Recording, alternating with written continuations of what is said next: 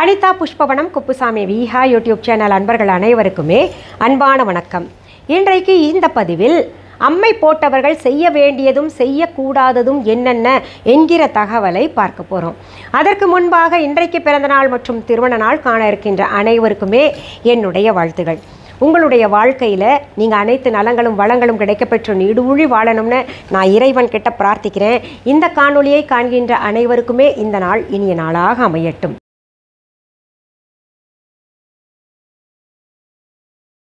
இந்த கோடைக்காலம் வந்தாலே சூடு அதிகமாகி பல பேருடைய வீட்டில் அம்மை போடுவது வழக்கமாக இருக்கும். இது ஆன்மீக ரீதியாக பார்க்கக்கூடியவர்கள் அம்மை போட்டுருச்சா, அம்மா கோபத்தின் காரணமாக நம்ம என்ன தப்பு செஞ்சோமோ தெரியல, உக்கிரமாக நம்ம வீட்டுக்குள்ளே அம்மை போட்டு வந்துட்டாங்க அப்படின்னு கவலைப்படுவாங்க. அதனால் அம்பாள் கோயிலுக்கு போகிறது, தீர்த்தங்கள் எல்லாம் கொண்டு வந்து கொடுக்கறது எல்லாம் வழக்கமாக நம்ம காலமாக கடைபிடித்து வரக்கூடிய ஒரு விஷயம். இது சரிதானா அப்படின்னு கேட்டிங்கன்னா இதுவும் சரிதான். இது பிறகு நம்ம ஆன்மீக ரீதியான தகவல்கள் பார்க்கலாம். ஆனால் இந்த அம்மை போடுவதற்கான முக்கிய காரணங்கள் என்ன அப்படின்னு நம்ம கொஞ்சம் பார்க்கலாம். அதாவது நம்ம ப்ராக்டிக்கலாக கொஞ்சம் பார்க்கணும் இல்லையா? அதனால் அந்த செய்திகளை முதல்ல நம்ம பார்த்துடலாம். இந்த கோடைக்காலம் வந்தாலே சூடு அதிகமாகி அந்த குப்பை கூளங்களில் இருக்கக்கூடிய வைரஸ் பாக்டீரியா, அதாவது அம்மை நோய் உருவாகுவதற்காக காரணமாக இருக்கக்கூடிய வைரஸ் பாக்டீரியா எல்லாம் உயிர்ப்பித்து எழுந்து சிலரை தாக்கும். யாருக்கு அப்படின்னு பார்த்தீங்கன்னா, நோய் எதிர்ப்பு சக்தி இல்லாதவர்களுக்கு, சுற்றுப்புறச் சூழல் சுத்தமாக வைத்திருக்காதவர்களுக்கு, வீட்டில் அப்படியே குப்பை கூளங்களாக வச்சுருந்தா இந்த வைரஸ் பாக்டீரியா நோய் அந்த வீட்டில் உள்ள நபர்களுக்கு தாக்கும். குறிப்பாக நோய் எதிர்ப்பு சக்தி இல்லாதவங்களுக்கு தாக்கிடும். அவர்கள் உடலுக்குள்ளே இந்த கிருமிகள் போயிடும்.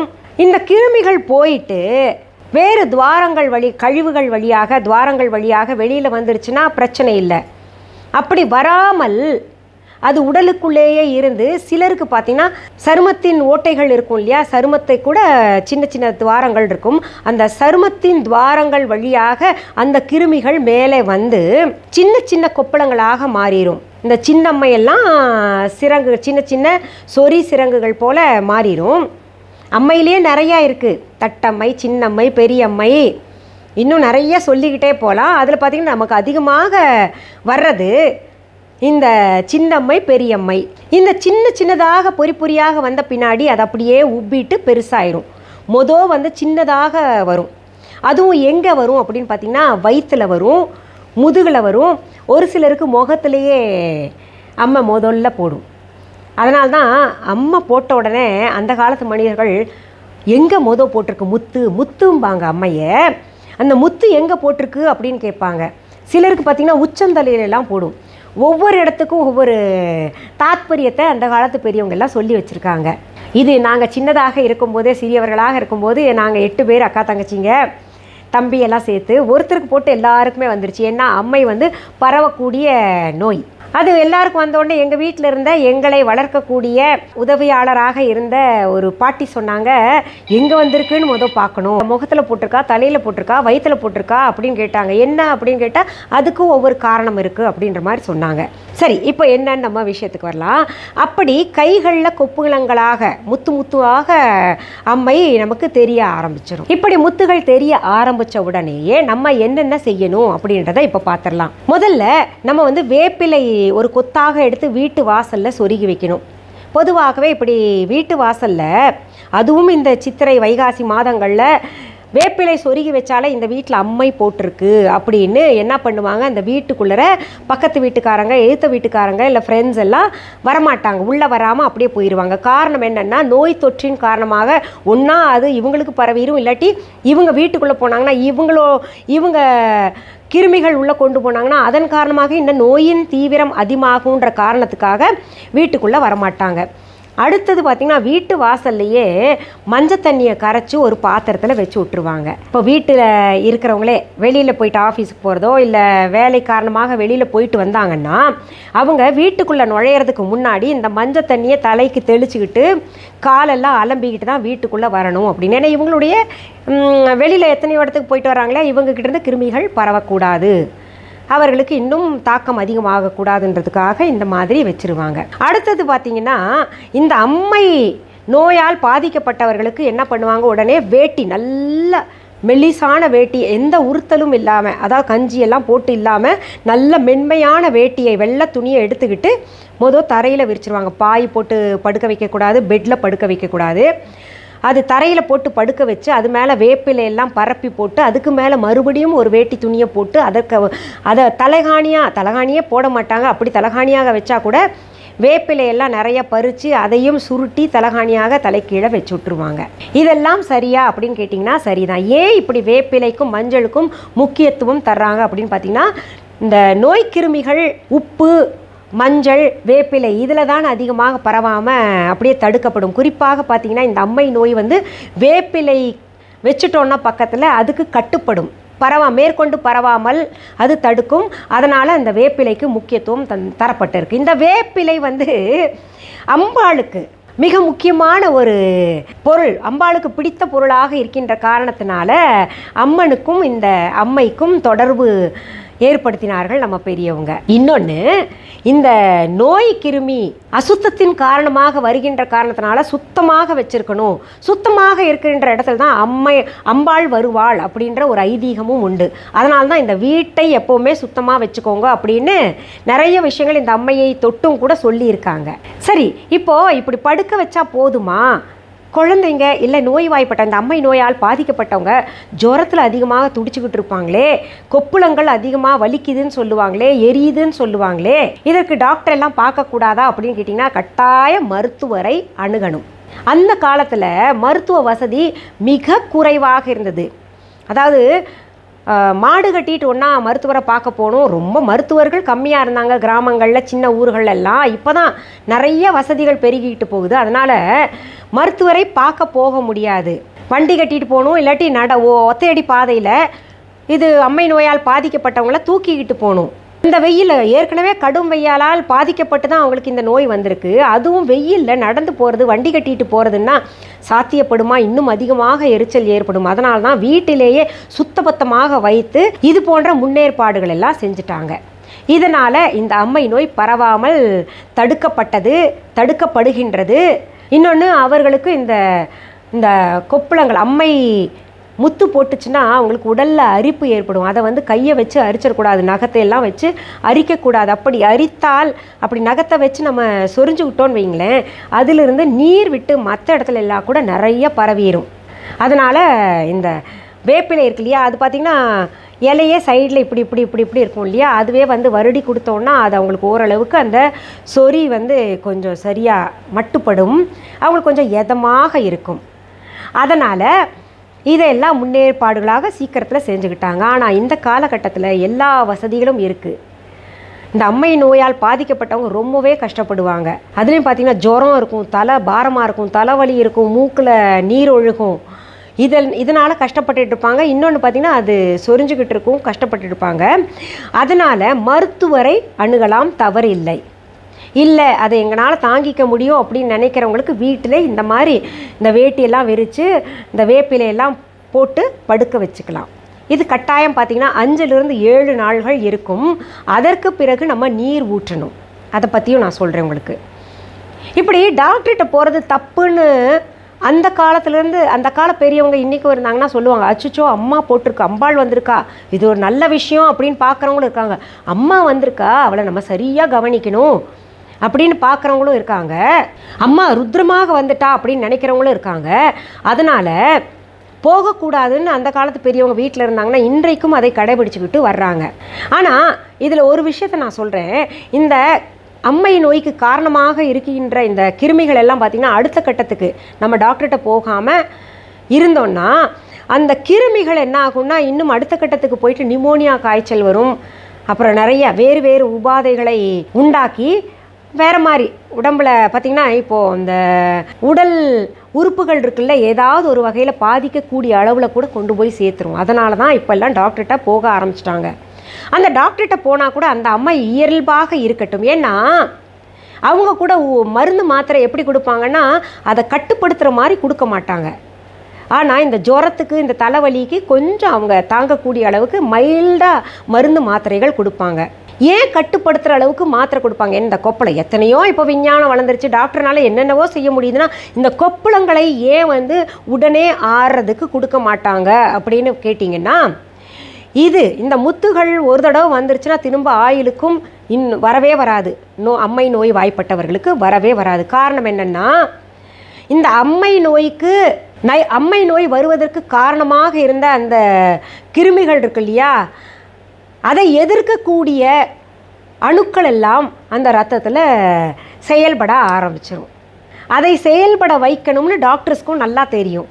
அதனால தான் அது இயல்பாக இருக்கட்டும் அப்படின்னு விட்டுருவாங்க. அதுக்கு எந்த மருந்து மாத்திரையும் கொடுக்காம தலைவலி, காய்ச்சல், சளி பிடிச்சிருக்குன்னா அது கொஞ்சம் குறைக்கிற அளவுக்கு, மேற்கொண்டு நிமோனியா நோய்க்கு போகாமல் அவர்களுடைய உடல் உறுப்புகள் பாதிக்கப்படாமல் இருப்பதற்கு என்னென்ன தடுப்பு முறைகள் செய்யணுமோ அதெல்லாம் செய்வாங்க.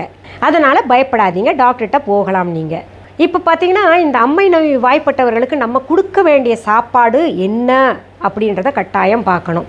ஏன்னா ஏற்கனவே ஜுரம் இருக்குது, தலைவலி இருக்குது, மூக்கில் சளி ஒழுகுது, இந்த அம்மை முத்துக்களால் ரொம்ப கஷ்டப்பட்டுக்கிட்டு இருக்காங்க அப்படின்னு இருக்கிறவங்களுக்கு காரசாரமாக உணவு கொடுக்கக்கூடாது, மசாலா பொருள் உள்ள சாப்பாடு கொடுக்கக்கூடாது, அசைவம் கட்டாயம் கொடுக்கக்கூடாது. அவர்களுக்கு மிதமான உணவுகளை, பழச்சாறுகள் கொடுக்கலாம். அதுலேயும் இந்த ஆப்பிள், ஆரஞ்சு இந்த போன்ற பழச்சாறுகள் கொடுக்கலாம், பார்லி தண்ணி கொடுக்கலாம், கஞ்சி தண்ணி குடிக்கலாம், இந்த நீராகாரம் போன்ற உணவுகளை கொடுக்கலாம், நல்ல இளநீர் நிறைய கொடுக்கணும். இதே தான் பார்த்தீங்கன்னா அம்பாளுக்கும் வீட்டில் படைப்பாங்க. இந்த காலகட்டத்தில் அம்மை நோய் வாய்ப்பட்டவர்கள் வீட்டில் இருக்கும்போது இதைத்தான் இளநீர் கண் திறந்து அம்பாளுக்கு பூஜை அறையில் வைப்பாங்க, மோர் வைப்பாங்க, இந்த மாதிரி பார்த்தீங்க எலுமிச்சை சாறு வைப்பாங்க. இப்போ எலுமிச்சை சாறு வந்து காய்ச்சல் இருக்கிறவங்களுக்கு கொடுக்க வேண்டாம், இன்னும் கொஞ்சம் கஷ்டப்படுத்திடும். அதனால் அதெல்லாம் கொடுக்க வேண்டாம். இளநீர் கொடுங்க, மோர் கொடுங்க, நீராகாரம் கொடுங்க, பார்லி தண்ணி கொடுக்கலாம், கஞ்சி கொடுக்கலாம், பழச்சாறுகள் கொடுக்கலாம், பால் கொடுக்கலாம்.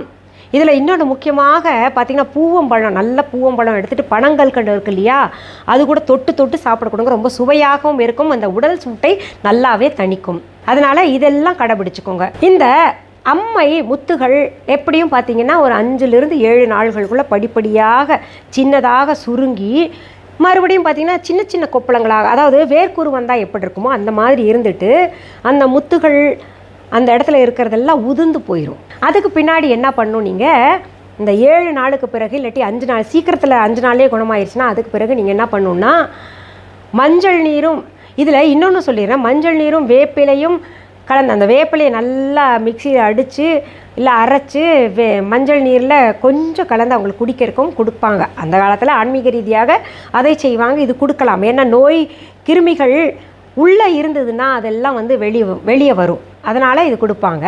இல்லைன்னா மஞ்சள் நீரும் வேப்பிலையும் போட்டு அந்த ஒரு பாத்திரத்தில் போட்டு அந்த தண்ணீரை தலைமாட்டில் கூட வச்சு விட்டுருவாங்க. அப்புறம் இந்த நீர் ஊற்றுவது அப்படின்றது, அம்மை போட்டால் தண்ணி ஊற்றுவாங்க இல்லையா, 3 தண்ணி ஊற்றணும்.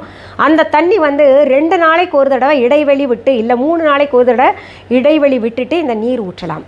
இந்த அம்மை போட்ட காலத்துலேயே நீங்கள் என்ன பண்ணும், இந்த வெயிலுக்கு ரொம்ப உடம்பெல்லாம் எரியும், அப்போ குளிக்க வைக்கலாமா அப்படின்னு கூட ஒரு சிலர் நினைப்பீங்க. அவங்க எரிச்சல் தாங்காமல் சத்தம் போட்டாங்கன்னா குளிக்க வைக்கலாமா அப்படின்னு நினைப்பீங்க.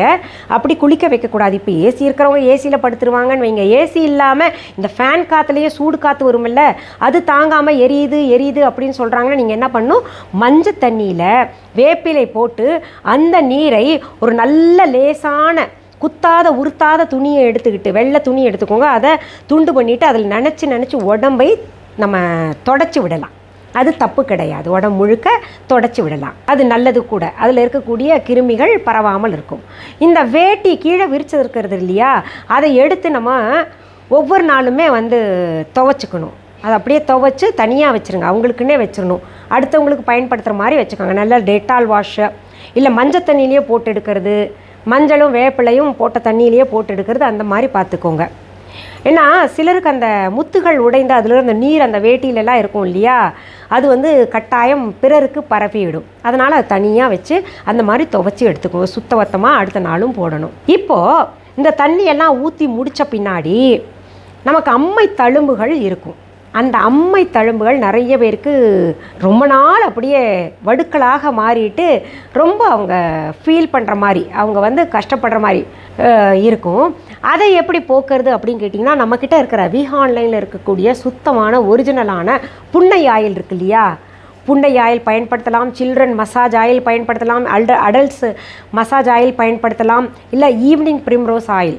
இதெல்லாம் வடுக்களை போக்கக்கூடியது.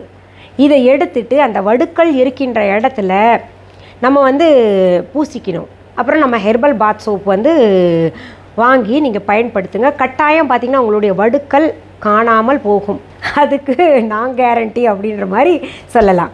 என்னுடைய பொருள்கள் இல்லை, நான் விற்கணுங்கிறதுக்காக சொல்லலை. நிறைய பேர் வாங்கி பயன்படுத்திக்கிட்டு நல்லா இருக்குது, எனக்கு இந்த பிரச்சனை இருந்தது, இந்த வடுக்கள் இருந்துச்சு, அது காணாமல் போச்சு இல்லை அப்படின்லாம் சொல்லும்போது எனக்கு கேட்குறக்கு பெருமையாக இருக்குது, சந்தோஷமாகவும் இருக்குது. அது பிறர் பயன்படணுன்றதுக்காக தான் நான் சொல்கிறேன். சரியா? சரி, இப்போது இந்த அம்மை நோய் வருவதற்கான அறிகுறிகள் ஏதாவது இருக்கா அப்படின்னு கேட்டிங்கன்னா இருக்குது. அம்மை நோய் வர்றதுக்கு முன்னாடி காய்ச்சல் வரும், தலை பாரமாக இருக்கும், மூக்கில் தண்ணி ஊற்றிக்கிட்டே இருக்கும், உடம்பெல்லாம் ஒரு மாதிரி எரிஞ்சு சொரியணும் போல் இருக்கும். இதெல்லாம் பார்த்திங்கன்னா அம்மை நோய் வருவதற்கு முன்பாக ஏற்படக்கூடிய அறிகுறிகள். சரி, இப்போது இந்த அம்மை நோய் போட்டவர்களுடைய வீட்டில் எதை கடைபிடிக்கலாம், எதை கடைபிடிக்கக்கூடாது அப்படின்றத பார்த்துடலாம். பொதுவாகவே அம்மை நோய் வாய்ப்பட்டவர்கள் வீட்டில் தாளிப்பு செய்ய மாட்டாங்க, தாளித்து சமைக்க மாட்டாங்க. அதை நீங்கள் பின்பற்றுக்கும். ஏன்னா அந்த தாளிப்பு வந்து ஏற்கனவே இவங்களுக்கு இருமலும் இருக்கும், அந்த தாளிப்பு வந்து இன்னும் இருமல் கூட்டிரும் அப்படின்றதுக்காகவும் இருக்கும். அப்புறம் பார்த்திங்கன்னா இது ஆன்மீக ரீதியாகவும் தாளிக்கக்கூடாது அப்படின்னு சொல்லுவாங்க. அடுத்தது, இந்த அம்மை நோய் வாய்ப்பட்ட வீட்டில் கோவிலுக்கு போகலாமா வேண்டாமா அப்படின்ற ஒரு எண்ணம் உதிக்கலாம். கட்டாயம் தாராளமாக கோயிலுக்கு போகலாங்க. ஏன்னா ஆன்மீக ரீதியாக நினைக்கக்கூடியவர்கள் அம்பாளே வீட்டில் இருக்கா, அம்பாள் வீட்டுக்கு வரும்போது நம்ம அம்மனை தேடி போகிறதுல தவறில்லை அப்படின்ற மாதிரி நீங்கள் கோயிலுக்கு தாராளமாக போகலாம். இது பார்த்திங்கன்னா அம்மை போட்ட வீட்டில் தினமுமே கோயிலுக்கு போயிட்டு அம்பாளுடைய தீர்த்தத்தை கொண்டு வந்துட்டு அந்த அம்மை நோய் வாய்ப்பட்டவர்களுக்கு கொடுப்பது வழக்கமாக இருக்குது. அப்படி கொடுத்தால் சரியாகும் என்கின்ற நம்பிக்கை இருக்குது. நம்பிக்கை தானே வாழ்க்கை. அம்மனுடைய அருளும் சேர்ந்ததுன்னா நமக்கு சீக்கிரத்தில் குணமாகும் இல்லையா? அதனால் அம்மை நோய் வாய்ப்பட்டவர்கள் வீட்டில் தினமுமே கோயிலுக்கு போனது இருக்குது, போயிருக்காங்க. அதனால் தாராளமாக கோயிலுக்கு போகலாம். சரிங்க, வீட்டில் விளக்கு ஏற்றலாமா அப்படின்னு பார்த்தீங்கன்னா ஆன்மீக ரீதியாக பார்க்கும் பொழுது நம்ம வீட்டில் பூஜை அறை அப்படின்னு கொஞ்சம் தள்ளி தான் இருக்கும் இவங்க படுக்கிறதுக்கும் அதுக்கும். அதனால் தாராளமாக விளக்கு ஏற்றலாம். அம்பாலே வீட்டில் இருக்கும்போது விளக்கு ஏற்றாமல் இருக்க முடியுமா? அதனால் நீங்கள் தாராளமாக விளக்கு மட்டும் ஏற்றிக்கோங்க. இந்த தூப தீபங்கள், இந்த ஊதுபத்தி, சாம்பிராணி அது மட்டும் கொஞ்சம் நம்ம செய்ய வேண்டாம். ஏன்னா அந்த வாசனை இவங்களுக்கு சில நேரத்தில் ஒவ்வாமையாக இருக்கும். அதனால் விளக்கு ஏற்றலாம். என்னங்க விளக்கு ஏற்றலாமா, சிலர் ஏற்றக்கூடாதுன்னு சொல்கிறாங்களே அப்படின்னு கேட்டிங்கன்னா, இதற்கு நான் உங்களுக்கு யதார்த்தமான விளக்கத்தை தரேன். நம்ம தீபத்தை ஏற்றுவது ஆன்மீக ரீதியாக பார்க்கும் பொழுது நம்ம கடவுளுக்கு ஏற்றணும். அப்போ தான் பகவான் வந்து கடவுள் 3 தேவியர்களும் தேவர்களும் நம்ம வீட்டில் சகல தேவர்களும் குடியிருப்பார்கள் அப்படின்ற ஒரு ஐதீகம், நம்பிக்கை இருக்கு இல்லையா? அதே சமயத்தில் விஞ்ஞான ரீதியாக நம்ம பார்க்கும் பொழுது இந்த விளக்கு ஏற்றுவதனால நம்ம வீட்டில் நோய் கிருமிகள் வர, அந்த விளக்கு சுடர் இருக்கின்ற இடத்துல ஒரு குறிப்பிட்ட தூரத்தில் நோய் கிருமிகள், விஷ ஜந்துக்களுடைய பாதிப்புகள் இருக்காது அப்படின்னும் இருக்குது. அப்போது இந்த அம்மை நோய் ஏற்படுவதற்கு காரணமான கிருமிகள் வந்து அகலும் இல்லையா? விஞ்ஞான ரீதியாக பார்த்தாலும் சரி, ஆன்மீக ரீதியாக பார்த்தாலும் சரி, நம்ம விளக்கு ஏற்றலாம். அதனால் எந்த தயக்கமும் வேண்டாம் உங்களுக்கு. சரி, அடுத்து இன்னொரு கேள்வி கூட உங்களுக்கு எழலாம். ஏங்க அம்மை நோய் வாய்ப்பட்டவர்கள் தான் அசைவம் சாப்பிடக்கூடாதா, இல்லை வீட்டில் யாருமே சாப்பிடக்கூடாதா அப்படின்னு கேட்டிங்கன்னா, கட்டாயம் யாருமே சாப்பிடக்கூடாது. ஒரு 7 நாள் 10 நாள் பொறுத்துக்கிறதுல தப்பு இல்லை. கட்டாயம் சாப்பிடாதீங்க, அது தவிர்க்கணும். ஆன்மீக ரீதியாகவும் விஞ்ஞான ரீதியாகவும் காரணங்கள் இருக்குது, அதனால் அதை தவிர்த்துடுங்க.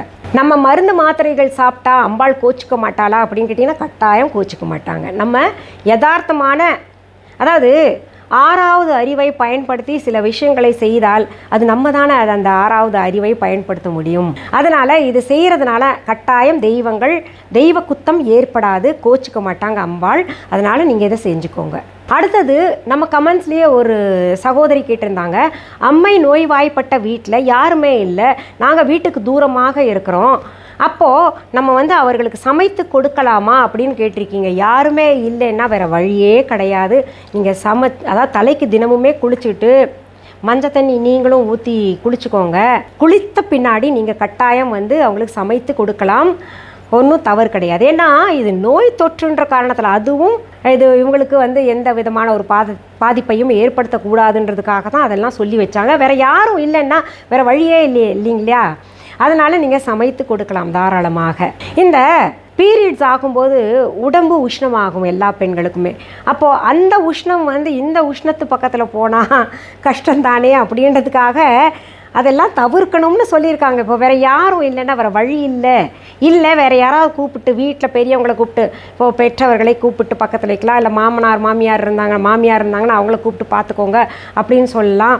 இல்லை வேறு வழி இல்லை, யாருமே வர முடியலைங்க, ரொம்ப தூரத்தில் இருக்காங்க எல்லாரும் அப்படின்னு நினைக்கிறவங்க, இல்லை அவங்களாலே வர முடியாத ஒரு சூழல் இருக்குது அப்படின்னு நினைக்கிறவங்க என்ன பண்ணுங்கள், ஒன்றும் பிரச்சனை இல்லை. நீங்கள் சுத்தபத்தமாக இருந்து நீங்கள் போய் சமைச்சு கொடுக்கலாம். அது ஒரு குறுகுறுப்பு தப்பு அப்படின்னு நினச்சிக்கிட்டு செய்யாதீங்க. எதுவுமே தவறு கிடையாது. நம்ம சுத்தமாக இருக்கும் பட்சத்தில் எதுவுமே தவறு கிடையாது. இந்த பதிவை உங்களுடைய உற்றார் உறவினர்கள் நண்பர்களுக்கெல்லாம் பகிரணும் அப்படின்றது என்னுடைய தாழ்மையான வேண்டுகோள். இதுவரைக்கும் என்னுடைய யூடியூப் சேனலை சப்ஸ்கிரைப் பண்ணாதவங்க சப்ஸ்கிரைப் பண்ணிக்கோங்க. பெல் ஐகான் பட்டனில் ஆல் என்கின்ற ஆப்ஷனை அழுத்திக்கோங்க. இப்போ நம்ம விஹா ஆன்லைன் பற்றி சொல்கிறேன். விஹா ஆன்லைன் என்பது நாங்கள் இன்றைக்கி தாங்க காதில் கேட்குறோம், அதை பற்றி இன்னும் சொல்லுங்கள் அப்படின்னு நினைக்கிறவங்களுக்காக சொல்கிறேன். விஹா ஆன்லைன் என்பது எங்களுடைய ஆன்லைன் ஷாப். இது வரைக்கும் எங்களுடைய Viha online shopping app download பண்ணாதவங்க உடனே ப்ளே ஸ்டோர், ஆப் ஸ்டோருக்கு போயிட்டு தம்ப்நெயிலில் கொடுக்கப்பட்டு இருக்கின்ற விஹா ஆன்லைன் அப்படின்னு டெக்ஸ்ட் பண்ணுங்கள், டவுன்லோட் செய்துக்கோங்க. அப்படியும் புரியலன்னா இந்த டிஸ்கிரிப்ஷன் பாக்ஸ் ஓப்பன் பண்ணுங்கள். அதில் எங்களுடைய விஹா ஆன்லைன் ஷாப்பிங் ஆப்கான லிங்க்ஸ் தரப்பட்டிருக்கும். அதை பின்பற்றி நீங்கள் டவுன்லோட் செய்து வச்சுக்கலாம். இது தவிர viha.online என்கின்ற இ-காமர்ஸ் வெப்சைட்டும் நான் நடத்திக்கிட்டு வரேன். அதாவது எங்கள் குடும்பம், நான், என் கணவர், என் பிள்ளைங்களாம் நடத்திக்கிட்டு வர்றோம். இதையும் தவிர விஹா ஸ்டோர்ஸ் சென்னை ராஜா அண்ணாமலைபுரத்தில் நாங்கள் நடத்திக்கிட்டு வரோம், கடை நடத்திக்கிட்டு வரோம். அதற்கான ஃபோன் நம்பர், அட்ரஸ் மற்றும் கூகுள் ரூட் மேப் எல்லாமே இந்த டிஸ்கிரிப்ஷன் பாக்ஸில் கொடுக்கப்பட்டிருக்கும். அதை பின்தொடர்ந்து நீங்கள் எங்கள் கடைக்கு வரலாம். எங்களுடைய விஹா ஆன்லைன் ஷாப்பிங் ஆப்பில் மட்டும் எங்களுடைய விஹா கடையில் தினமுமே புதிதான பொருள்கள் நாங்கள் அறிமுகப்படுத்திக்கிட்டு தான் இருக்கோம். இப்போ பார்த்திங்கன்னா புதிதாக பிரண்டை எண்ணெய் மற்றும் வெட்பாலை எண்ணெய் நான் புதிதாக செஞ்சுருக்கேன். அதற்குரிய பலன்கள் என்ன அப்படின்றத அடுத்தடுத்த தகவல்களாக நான் சொல்கிறேன். இதை தவிர இன்னும் சில முக்கியமான செய்திகளை நான் சொல்கிறேன். எங்களுடைய பொருள்கள் எங்களுடைய விஹா ஆன்லைன் ஷாப்பிங் ஆப் மூலமாகவும் viha.online இ-காமர்ஸ் வெப்சைட் மூலமாகவும் மற்றும் எங்கள் கடையில் மட்டும்தான் வாங்க முடியும். வேறு எந்த ஆன்லைன் ஷாப்பிங் ஆப்லேயோ இல்லை வேறு எந்த வெப்சைட்லேயோ விஹா என்கின்ற பெயர் தாங்கி கொண்டு இருந்ததுன்னா அது எங்களுக்கும் அதற்கும் தொடர்பு கிடையாது. அது உங்களை ஏமாற்றக்கூடிய செயலாக இருக்கும். ஏன்னா விஹா அப்படின்றது இப்போ தான் பரவலாக பரவிட்டு வருது இந்த பெயர். அதை பயன்படுத்திக்கிட்டு நம்மளும் விற்கலாமே அப்படின்னு நினச்சாங்கன்னா அதற்கும் எங்களுக்கும் தொடர்பு கிடையாது. அதே போல் வேறு எந்த ஊரிலும் எங்களுடைய விஹா கடைக்கான கிளைகள் கிடையாது. வேறு எந்த நாட்டிலையும் வேறு எந்த ஊர்லேயும் கிடையாது. வேறு எந்த கடையிலையாவது என்னுடைய பெயர், புகைப்படம், வீடியோ, ஆடியோவை பயன்படுத்திக்கிட்டு அவங்க கடை தாங்க, அவங்க கடையிலிருந்து தான் பொருள்கள் வாங்கிட்டு வந்து விற்கிறோம் அப்படின்னு சொன்னாங்கன்னா அதற்கும் எனக்கும் தொடர்பு இல்லை. அப்படி ஏமாந்துடாதீங்க. சரி, மீண்டும் அடுத்த பதிவில் வேறு ஒரு நல்ல தலைப்போடு உங்களையெல்லாம் சந்திக்கிறேன். அது வரைக்கும் நன்றி, வணக்கம்.